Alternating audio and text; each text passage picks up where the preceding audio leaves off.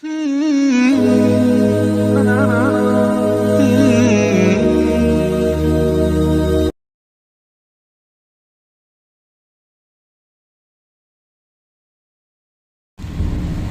اللہ الرحمن الرحیم۔ عیون الحکایات کے اندر یہ بات مذکور ہے۔ جناب رشید بن داؤد رحمۃ اللہ علیہ فرماتے ہیں، ملک شام کے اندر دو حسین نوجوان رہتے تھے۔ کثرت عبادت اور تقوی اور پرہیزگاری کی وجہ سے لوگ انہیں فصیح اور ملیح کے نام سے پکارتے تھے۔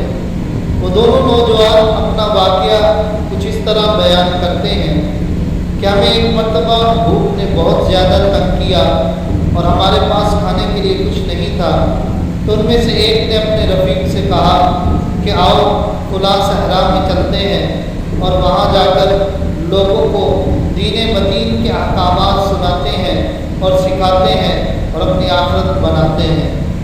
وہ دونوں نوجوان صحرا میں پہنچے تو وہاں انہیں ایک سیاہ شخص ملا جس نے اپنے سر پر لکڑیوں کا گٹھا اٹھایا ہوا تھا۔ تو ان میں سے ایک نوجوان نے اس سے پوچھا کہ بتاؤ تمہارا رب کون ہے؟ تو اس سیاہ شخص نے لکڑیوں کا گٹھا زمین پہ پھینک دیا اور اس پہ بیٹھ کے کہنے لگا، تم مجھ سے یہ نہ پوچھو کہ تمہارا رب کون ہے، بلکہ مجھ سے یہ پوچھو کہ ایمان تیرے دل کے کس گوشے میں موجود ہے۔ وہ دونوں نوجوان کہتے ہیں کہ ہم اس سیاہ شخص کا عارفانہ کلام سن کر حیرت سے ایک دوسرے کا منہ تکنے لگے۔ ہمارے پاس کوئی جواب نہ تھا، ہم خاموش ہوئے تو وہ نوجوان پھر بول پڑا اور کہنے لگا کہ پوچھو، پوچھتے کیوں نہیں ہو؟ اس لیے کہ طالب علم باز نہیں رہتا، وہ تو پوچھتا رہتا ہے، لیکن ہمارے پاس اس کی باتوں کا کوئی جواب نہیں تھا۔ تو پھر ہماری خاموشی کو دیکھ کر خود ہی بولنے لگا، بلکہ اس نے پروردگار عالم کی بارگاہ میں اپنے ہاتھ بلند کیے اور یوں دستے دراز ہوا اور یوں کو عرض دراز ہوا اور یوں اس نے رب تعالیٰ کی بارگاہ میں اپنے ہاتھوں کو بلند کیا اور کہنے لگا، اے میرے پاک پروردگار، تو خوب جانتا ہے کہ زمین کے اوپر تیرے کچھ ایسے بندے بھی موجود ہیں، جب وہ تجھ سے مانگتے ہیں تو انہیں فوراً عطا کر دیتا ہے۔ تو اے میرے پاک پروردگار، تو ان میری لکڑیوں کو سونا بنا دے۔ وہ دونوں نوجوان کہتے ہیں کہ ابھی اس کی یہ دعا ختم نہیں ہوئی تھی، ہم نے اپنی آنکھوں سے دیکھا کہ وہ لکڑیوں کا جو گٹھا تھا وہ سونا بن چکا تھا۔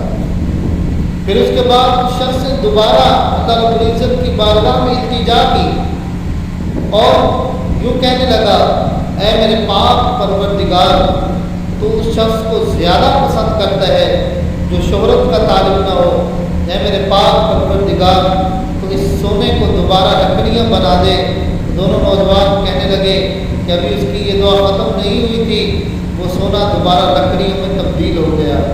اس شخص نے اپنی لکڑیوں کا گٹھا اٹھایا اور چل پڑا۔ ہم میں سے کسی کو بھی یہ جرت نہ ہوئی کہ اس شخص کے پیچھے جائیں یا اس سے کچھ پوچھیں، اور وہ ہماری آنکھوں سے اوجھل ہو گیا۔ اللہ رب العزت کے اس محبوب بندے کا ظاہر اور باطن نور معرفت اور ایمان سے روشن اور منور ہو چکا تھا، جس کی وجہ سے اس کی صدائیں سنی جاتی تھیں، اس کی صداؤں کی لاج رکھی جاتی تھی، اس کی التجاؤں اور امیدوں کو پورا کیا جاتا تھا۔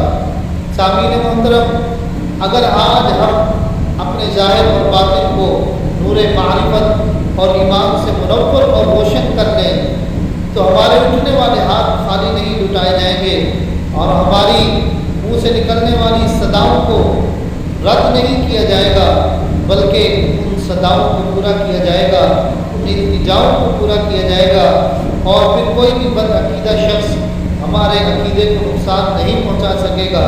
اس لیے ضروری ہے کہ ہم اپنے ظاہر اور باطن کو نور معرفت اور ایمان سے روشن اور منور